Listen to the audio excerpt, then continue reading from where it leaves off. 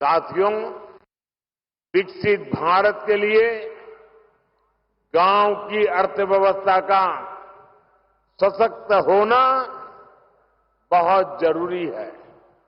इसलिए बीते 10 वर्षों में हमारा निरंतर प्रयास रहा है कि गांव में रहने वाले हर परिवार की परेशानियों को दूर करें, उन्हें आर्थिक संबल दें।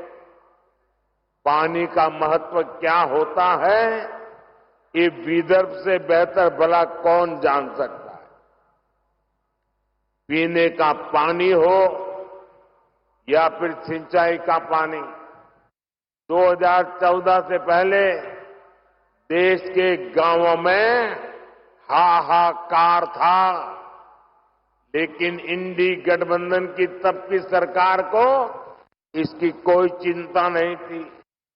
आप जरा सोचिए, आजादी के बाद से लेकर 2014 तक देश के गांव में 100 में से लगभग 15 परिवार ही ऐसे थे जिनके घर पाइप से पानी आता था।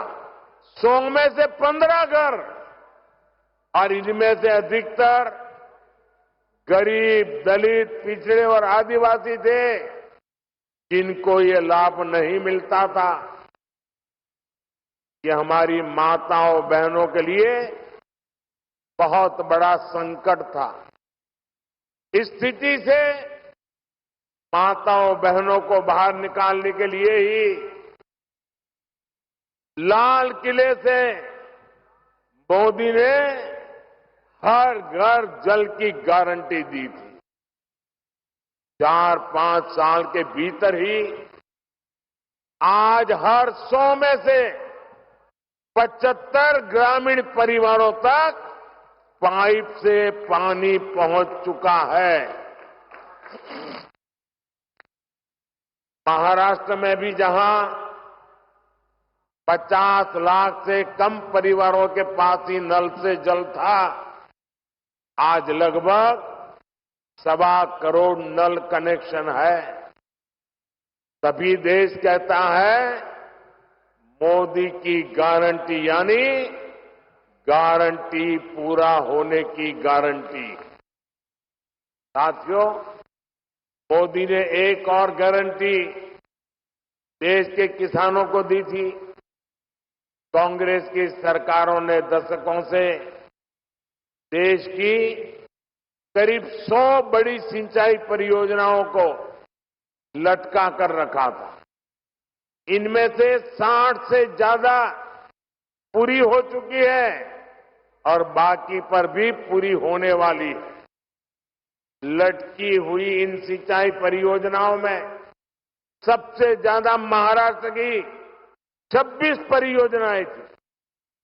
महाराष्ट्र के, विदर्भ के हर किसान परिवार को ये जानने का हक है कि किसके पाप की सजा आपकी पीढ़ियों को भुगतनी पड़ी है।